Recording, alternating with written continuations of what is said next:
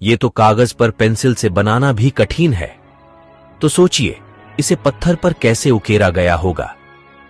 क्या आपको इस मंदिर के आर्किटेक्चर को देखकर आश्चर्य नहीं हुआ?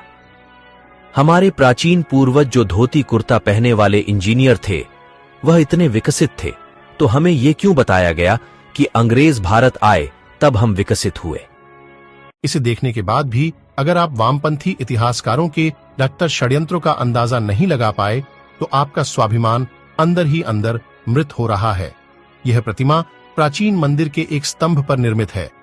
0.5 मिमी व्यास से कम पतली छड़ी को इस प्रतिमा के एक कान में प्रवेश कराने पर छड़ी का दूसरा सिरा दूसरे कान से होकर बाहर निकल जाता है। क्या आप बता सकते धोती कुर्ता पहनने वाले प्राचीन इंजीनियरों ने यहाँ किस तरह की टेक्नोलॉजी का इस्तेमाल किया होगा? भारतवर्ष के हिंदू मंदिर की भव्यता देखिए। इस मंदिर की मूर्तियों और छत के अंदर जो पत्थर उपयोग किया गया है वह है बेसाल्ट, जो कि पृथ्वी पर सबसे मुश्किल पत्थरों में से एक है। इसे आज की आधुनिक डायमंड इलेक्ट्रॉन मशीन ही काट सकती है, वह भी केवल 1 इंच प्रति घंटे की दर से। अब आप सोचिए कैसे इन्होंने 900 साल पहले इस पत्थर पर इतनी बारीक कारीगरी की है। यहाँ पर एक नृत्यांगना की मूर्ति भी है जिसने हाई हील पहनी हुई है। सबसे ज्यादा अगर कुछ आश्चर्यजनक है वह है इस मंदिर की छत। यहाँ पर इतनी बारीक कारीगरी की गई है जिसकी सुंदरता देखते ही बनती है। मंदिर की बाहर की तरफ जो पिलर लगे हुए हैं उन पर कारीगरी देखिए। दूसरा, उनकी चमक और लेवल में कटाई। मंदिर के प्रांगण में एक नंदी भी है जो भी इसी पत्थर से बना हुआ है, और उस पर जो कारीगरी की हुई है वह भी बहुत अद्भुत है। ये जो फोटो आप देख रहे हो आपके स्क्रीन पर 6000 वर्ष पुराना है। दरबंद ई बेलुला चट्टान में मिला। वह भी इराक में। यह फोटो भगवान राम की है। इस चित्र में एक राजा को दिखाया गया है जिसके हाथ में धनुष और तीर है। चित्र को गौर से देखिए नीचे की तरफ, जिसमें हनुमान जी की छवि दिखाई दे रही है। इतिहास में कुछ तो है जो हमसे दूर है। चेन्न केशवा मंदिर कर्नाटक प्रतिमा के हाथ और कंगन को देखिए। क्या आपको लगता है कि ऐसी फिनिशिंग और बारीक नक्काशी केवल छेनी हथौड़ी से संभव है?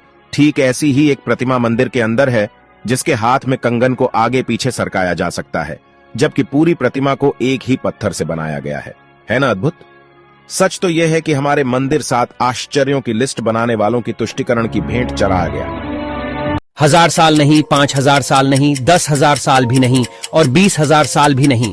बात करते हैं करीब 28,500 साल की, जब इस धरती लोक में कोई अब्राहमिक रिलीजन जैसे कि क्रिश्चियनिटी और इस्लाम एग्जिस्ट ही नहीं करते थे।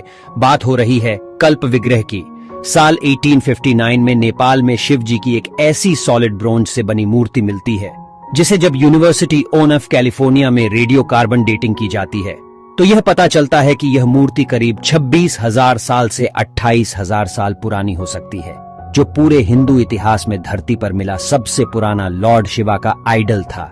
न जाने ऐसे कई पुराने इतिहास भारत से लेकर पूरे दुनिया भर में दबे पड़े होंगे जो समय समय पर मानव को आश्चर्यचकित कर देती हैं। भारत के लोगों ने आखिरकार ये कैसे किया? भारत में है दुनिया का एकलौता ऐसा मंदिर जो सीधा नहीं बल्कि उल्टा बनाया गया है। गुजरात में एक बावरी है जो रानी उदयवती द्वारा 900 साल पहले निर्मित की गई थी। ये 100 रुपए के नोट के पीछे भी बनी हुई है, सरस्वती नदी तट पर स्थित रानी की वास में। इस मंदिर में ज्यादातर भगवान विष्णु की मूर्तियां हैं। इस बावरी को उल्टे मंदिर के रूप में बनाया गया है जो पानी की पवित्रता को उजागर करता है। अगर आप इस मंदिर को देखेंगे तो आपको उलटे लिखे पंक्तियां और 800 से अधिक मूर्तियां के साथ इस मंदिर में सारे सीढ़ियां नीचे की ओर जाते हैं। 1890 में आर्कियोलॉजिकल सर्वे ऑफ इंडिया के द्वारा इसे खोजा गया और इसे पूरा बाहर लाने में लगभग 30 साल का समय लगा। अद्भुत कैसे?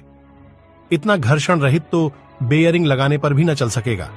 भारत के मंदिरों की अद्भुत अविश्वनीय कुशल शिल्पकारी एक ही पत्थर को काटकर नक्काशी तक तो ठीक थी, पर पत्थर के अंदर इतनी घर्षण कैसे?